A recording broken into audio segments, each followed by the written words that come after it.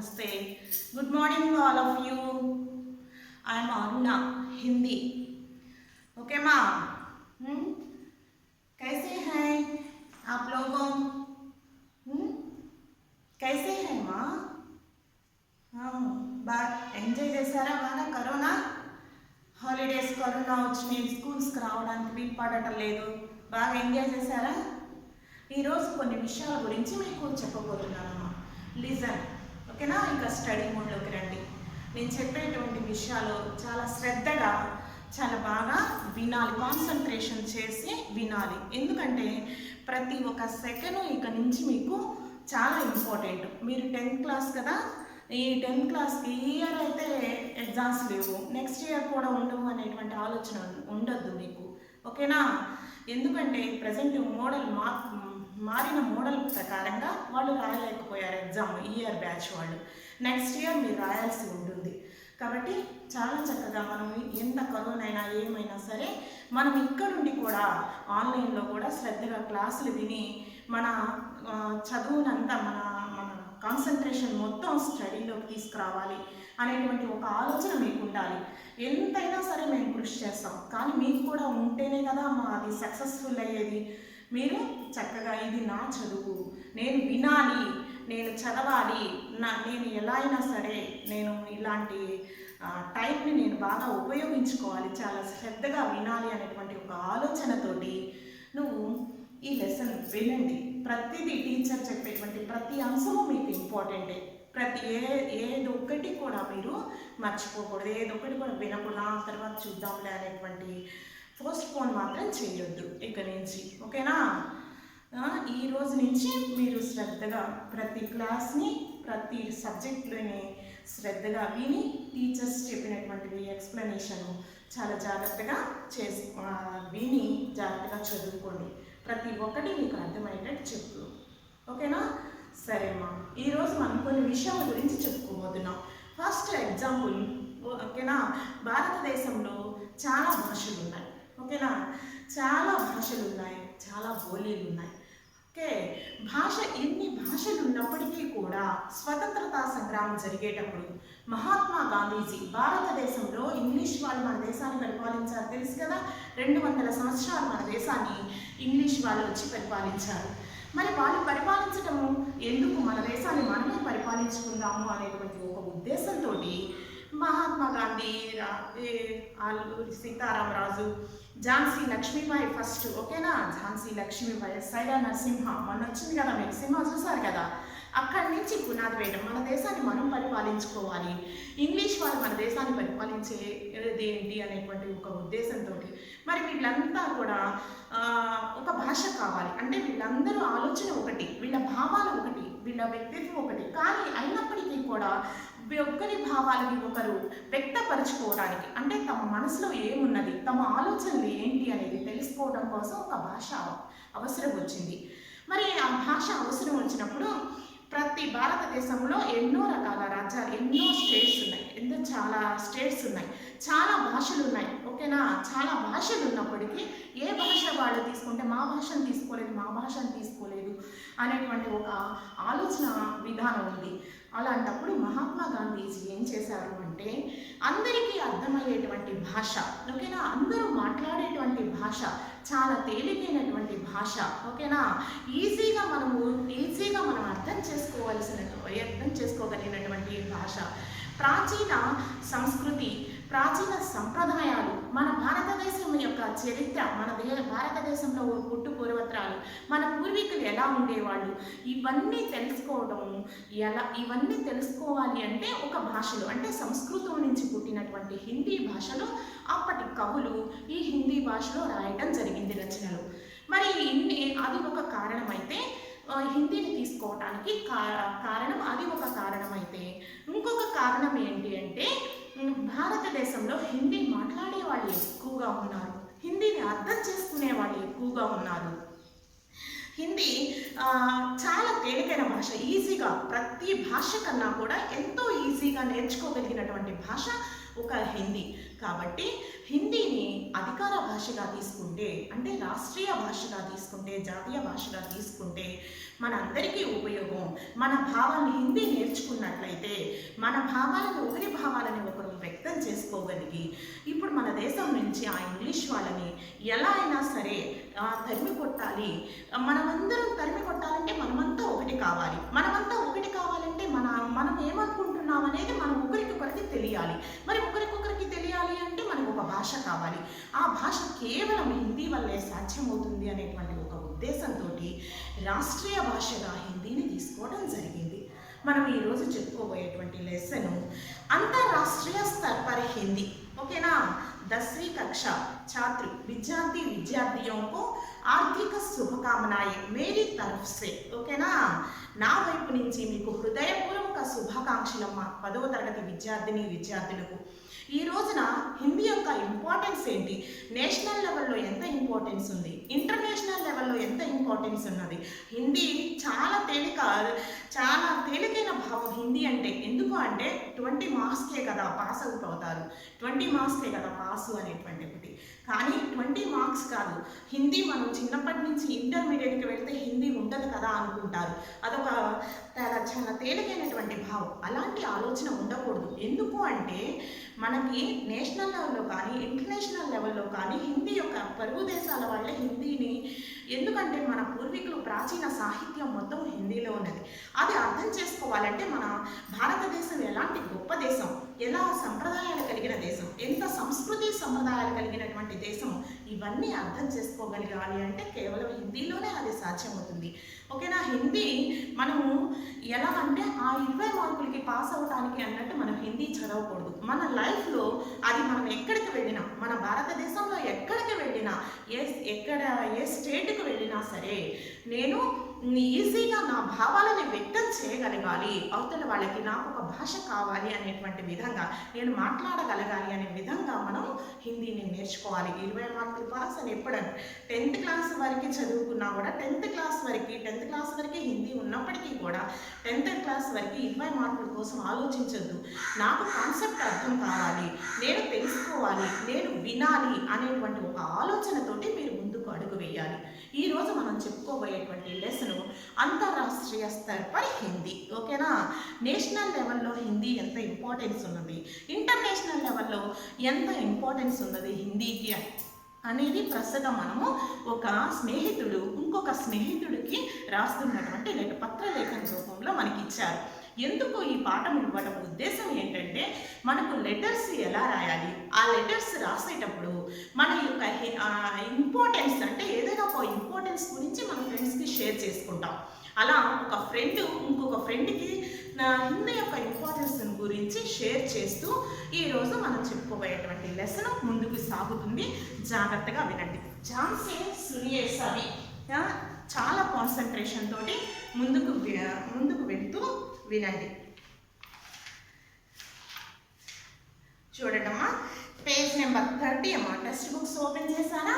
Page number 30 అంతర్రాష్ట్రీయ స్तर पर हिंदी.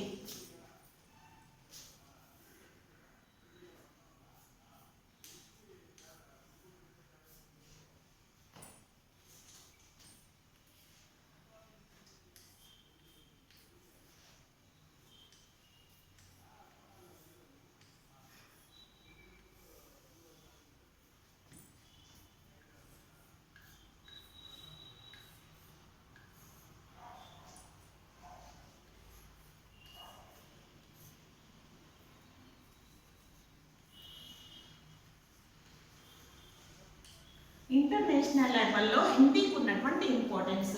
ఎప్పుడైనా సరే హిందీ ఎలా రాయాలి అంటే లాంగ్వేజెస్ చాలా నీట్గా, చాలా మంచి లెటర్స్ అన్నీ సమానంగా ఉండేటట్టు రాయాలి. అప్పుడు ఆ భాషకి అందంగా ఉంటుంది, అందమైనటువంటి భాష అనేది మనకి వస్తుంది. అంతర్రాష్ట్రీయ స్तर पर हिंदी. ఓకేనా, అంతర్రాష్ట్రీయ स्तर पर हिंदी ఈరోజు మనం చెప్పుకోబోయేటువంటి లెసన్. उन्मयीकरण చూడండి. पशु पक्षियों की भी भाषा होती है, पशु पक्षियों की भी भाषा होती है. इसका मतलब वे एक दूसरा का आशय बखूबी समझ लेते हैं. यह बात तो है कि पशु पक्षियों की मनुष्यों जैसी सुविकसित भाषा नहीं होती, पर वे सीधी सादी आवाज़ों और क्रियाओं से अपने हैं। वे बड़ी आसानी से खुशी, भय, चेतावनी, आमंत्रण जैसी कई भावनाएं दर्शा सकते हैं। किसी पक्षी द्वारा किए गए संकेत अन्य पक्षी भी पहचान सकते हैं। జాగ్రత్తగా వినటమ్మా. ఉన్మీకీకరణ. పశు పక్షిयों के भी భాష होती है. ప్రతి జీవికి భాష ఉంటుందంట. ప్రాణం ఉన్నటువంటి ప్రతి జీవికి కూడా, ఓకేనా, సజీవు మొత్తానికి కూడా, అంటే ప్రాణం ఉన్నటువంటి ప్రతి జీవికి భాష ఉంటుంది. ఎందుకంటే వాటి యొక్క భావాలని అవి వ్యక్తం చేయాలి. ఓకేనా, మనకి మానవులకైతే మాట్లాడే రూపంలో భాష ఉంటుంది. ఇది అమూల్యమైనటువంటిది. భగవంతుడు మనకి ఇచ్చినటువంటి ఒక అద్భుతమైనటువంటి వరం. ఓకేనా, మనం మాట్లాడాలి. మనలోని భావాలని ఎదుటి వాళ్ళకి వ్యక్తం చేయడానికి మనకు ఒక భాష ఇచ్చాడు. ఇది మనకి భగవంతుడు ఇచ్చినటువంటి, మానవులకు ఇచ్చినటువంటి అద్భుతమైనటువంటి వరం. కానీ ప్రాణం ఉన్నటువంటి ప్రతి జీవి కూడా ఒక జీవి ఇంకొక జీవితో మాట్లాడుతుందట. ఓకేనా, పశు పక్షిयों को भी भाषा होती है. పశు పక్షులకు కూడా భాష ఉంటుంది. इसका मतलब वे, దీని యొక్క అర్థం ఏంటంటే, వే एक दूसरे का आशय बखूबी समझ लेते हैं. చాలా చక్కగా, ఓకేనా, ఒకరి యొక్క ఆశయము అంటే ఒకరి భావాలని ఇంకొక పక్షి, అంటే ఒక పక్షి కానీ, పశువు కానీ, ఒక క్రిమి కీటకాలు కానీ, ఒక దాని భావాలని ఇంకొకటి ఈజీగా చక్కగా అర్థం చేసుకోగలదంట. ఓకేనా, यह बात तो है कि पशु पक्षियों की मनुष्यों की जैसे सुविकसित भाषा नहीं होती है.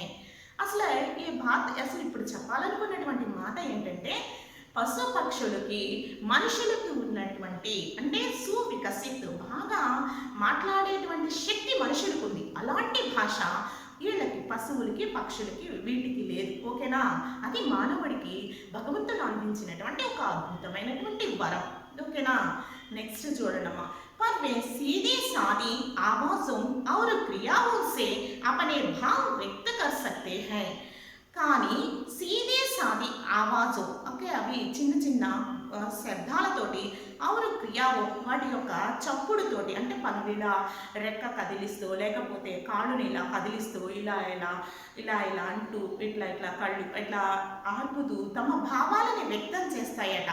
వ్యక్త కర్ సక్తే హై, వ్యక్తం చేయగలం, కర్ సకనా, చేయగలం. ఓకేనా, నెక్స్ట్ చూడండి. వే బడి ఆసానీ సే ఖుషి, భయ, ఓకేనా, చాలా తేలికగా తమలో ఆనందాన్ని, తమలో ఉన్న భయాన్ని, చేతావని, హెచ్చరికని, ఆమంత్రణ చేసే కయ్యి భావనాయే, ఇక్కడ మేము హాజరయ్య, మేము వచ్చాము అనేటువంటి ఎన్నో భావనలు, ఎన్నో ఫీలింగ్స్ని దర్శా సక్తే హై, వ్యక్తం చేస్తాయట. किसी पक्षी द्वारा किए गए संकेत अन्य पक्षी भी पहचान सकते हैं.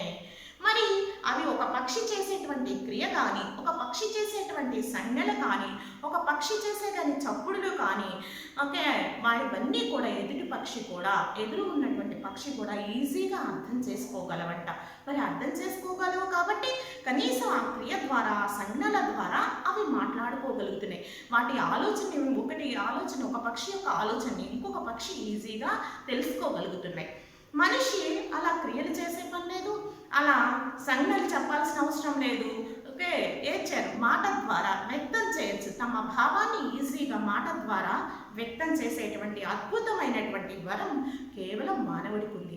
మరి అలాంటి వరాన్ని ఇచ్చినటువంటి భగవంతుడికి మనం ఎప్పుడు సదా మన జీవితం అంతా కూడా ఆయన సేవలో ఉండాలి. ఓకేనా, భగవంతుడు అనేటువంటి వాడు, భగవంతుడు అనేది లేదు కానీ మనకు ఒక నమ్మకం, భగవంతుడిని నమ్మకపోవచ్చు, కొంతమంది భగవంతుడు లేడు అనుకోవచ్చు, కానీ ఒక నమ్మకం, ఒక శక్తి అనేది మనలో తెలుసుకోవాలి. నెక్స్ట్ చూడండి. ఆవాస్ కా పర్యాయ క్యా హై. ఆవాస్ అంటే ఏంటి? ఆవాస్ అంటే ఏంటి? ధ్వని, శబ్దు అని అర్థం. ఓకే, ఆవాస్ కా పర్యాయ క్యా హై, పర్యాయ శబ్ద ఏంటి? ఆవాస్ అంటే ధ్వని అని అర్థం. ఆవాస్ మీన్స్ ధ్వని. కిసి ప్రాణికి అనోఖీ విశేషత బతాయి హై. ఓకే, ఇవి అద్భుతమైనటువంటి ఏదో ఒక ప్రాణి యొక్క అద్భుతమైన విశేషత ఏంటి అంటే భాష. ఓకేనా, అద్భుతమైనటువంటి విశేషం ఏంటి? ఏ ప్రాణికైనా ఉన్నటువంటి అద్భుతమైన విశేషం తమ భావాలను ఎదుటి వారికి అర్థమయ్యేటట్లుగా వ్యక్తం చేయగలిగేటువంటి ఒక భాష, ఒక క్రియ, ఒక సంజ్ఞ. ఓకేనా, అదే అనోఖీ విశేషత. ఇస్ గద్యాంశ కే లియే ఉచిత శీర్షిక దీజియే. ఈ పద్య భాగానికి ఇప్పుడు మనకి ఇచ్చినటువంటి ఉన్మీకీకరణ అనేటువంటి గద్యానికి మనం ఇచ్చేటువంటి యోగ్యమైనటువంటి శీర్షిక ఏంటి అంటే పశు పక్షియోకి భాష అని ఇవ్వచ్చు. ఎందుకంటే పశువులు పక్షులు తమ భావాలను ఎలా వ్యక్తం చేస్తాయో అనేది ఇప్పుడు మనం తెలుసుకున్నాం కాబట్టి పశు పక్షియోకి భాష అని హెడ్డింగ్ పెట్టవచ్చు. ఓకే, ఈ శీర్షికకి మనం అది टाइटल చెప్పొచ్చు. ओकेनम्मा नेक्स्ट చూడండి उद्देश्य छात्रों को पत्र लेखन की विविध शैलियों का ज्ञान कराना, उनके लेखन सृजन के विकास के साथ साथ उन्हें अंतर्राष्ट्रीय स्तर पर हिंदी का महत्व बताना है. అసలు ఈ పాఠము ఈ 10వ తరగతి విద్యార్థులకు ఇవ్వవలసినటువంటి కారణం ఏంటి అనేది అంటే ముఖ్యమైన ఉద్దేశం ఎందుకు అంటే छात्रों को पत्र लेखन की विविध शैलियों का ज्ञान कराना.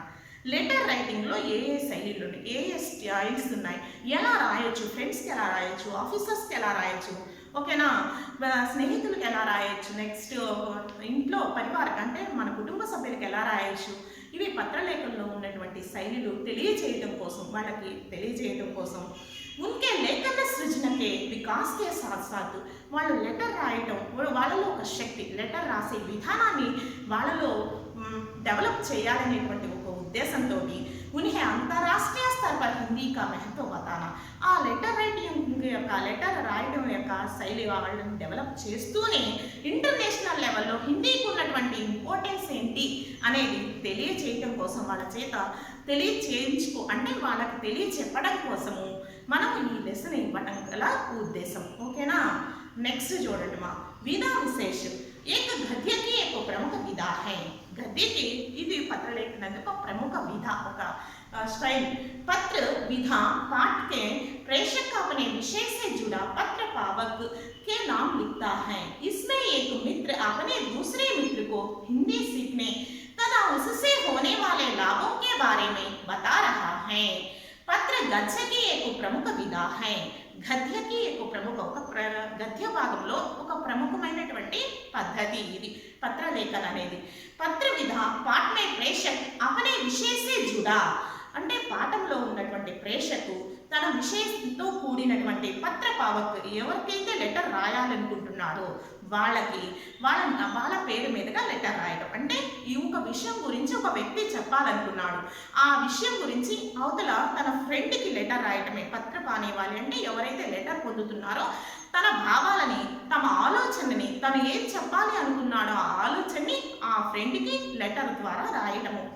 इसमें एक मित्र अपने दूसरे मित्र को हिंदी सीखने ఒక స్నేహితుడు ఇంకొక స్నేహితుడికి హిందీ सीखने హిందీ నేర్చుకోవడం వల్ల తదా ఉససే హోనే వాలే అది హిందీ నేర్చుకోవడం వల్ల తర్వాత దానివల్ల కలిగేటువంటి లాభాలు మొదలైనటువంటి వాటి గురించి అంటే ఇంటర్నేషనల్ లెవెల్లో హిందీ యొక్క ఇంపార్టెన్స్ ఎలా ఉంది, హిందీని ఎలా తీసుకువచ్చారు, ఏ ఆర్టికల్ కింద తీసుకురావడం జరిగింది, హిందీని ఎలా తీసుకువచ్చారు, హిందీ భాషని నేషనల్ లాంగ్వేజ్గా ఎలా తీసుకువచ్చారు, రాష్ట్రీయ భాషగా ఎలా తీసుకొచ్చారు అనేది ఇందాక చెప్పాను. స్వాతంత్ర సంగ్రామంకి ఉద్దేశంతో మన భావాలను ఒకరి భావాలను ఒకరికి ఈజీగా అర్థం అవడం కోసం ఒక భాష అవసరం. ఆ భాష కేవలం హిందీ వల్లే సాధ్యం అవుతుంది. మరి ఇన్ని భాషలు ఉన్నాయి, ఈ హిందీకే ఎందుకు తీసుకురావడం జరిగిందంటే హిందీ చాలా తేలికైన భాష, సరళమైన భాష, సభీ జనతా ఆసానీ సే జాన్ సకేంగే సమझ సకేంగే और बोल सकेंगे. ఓకేనా, చాలా ఈజీగా వాళ్ళు అర్థం చేసుకోగలరు, వాళ్ళు ఈజీగా మాట్లాడుకోగలరు. ఆ భాష చాలా తేలికైనటువంటి భాష. प्राचीन साहित्य में हिंदी में भी लिखा, प्राचीन कवियों में हिंदी में रचना अनेक रचनाएं लिखी गई है. इस उद्देश्य से हिंदी लेने का उद्देश्य यही है. కాబట్టి హిందీ తీసుకోవాల్సినటువంటి ఉద్దేశం హిందీని రాష్ట్ర భాషగా తీసుకోవాల్సినటువంటి ఉద్దేశం ఇది. ఇన్ని అర్హతలు ఉన్నాయి కాబట్టి ఆ భాషకి హిందీని రాష్ట్ర భాషగా తీసుకోవడం జరిగింది. ఓకేనా, ఇది ఎప్పుడు జరుపుకుంటాం, రాష్ట్రీయ భాషగా ఎప్పుడు జరుపుకుంటాం, ఇంటర్నేషనల్ అంటే అంతర్రాష్ట్రీయ స్థాయి ఎప్పుడు జరుపుకుంటాం అనేది తదితర విషయాల గురించి ఒక స్నేహితుడు ఇంకొక స్నేహితుడికి లెటర్ ద్వారా హిందీ యొక్క ఇంపార్టెన్స్ గురించి లెటర్ ద్వారా తెలియజేయటమే ప్రస్తుతం మనం చెప్తున్నటువంటి ఈ పాఠ్యభాగం. నెక్స్ట్ పేజ్ నెంబర్ 31 विषय प्रवेश. हिंदी एक ऐसी भाषा है जो भारतीयों के संसों में बसी है. यह सबकी संस्कृति, सभ्यता व गरिमा का प्रतीक है. गांधी जी ने अपना जीवन देश की स्वतंत्रता के साथ साथ हिंदी की सेवा में समर्पित कर दिया था. अब हिंदी न केवल भारत की बल्कि विश्व की भाषा बन चुकी है. संसार के विविध क्षेत्रों में हिंदी करोड़ों लोगों की जीविका बन चुकी है। लीजन माँ विषय प्रवेश विनंडी। हिंदी एक ऐसी भाषा है, ऐसी भाषा हिंदी जो भारतीयों की सांसों के बसी है। ప్రతి ప్రాణంలో వాళ్ళ ఊపిరిలో ఉన్నటువంటి భాష, భారతీయులందరి యొక్క ఊపిరిలో ఉన్నటువంటి భాష ఈ హిందీ భాష। यह सबकी संस्कृति सभ्यता व गरिमा का प्रतीक है।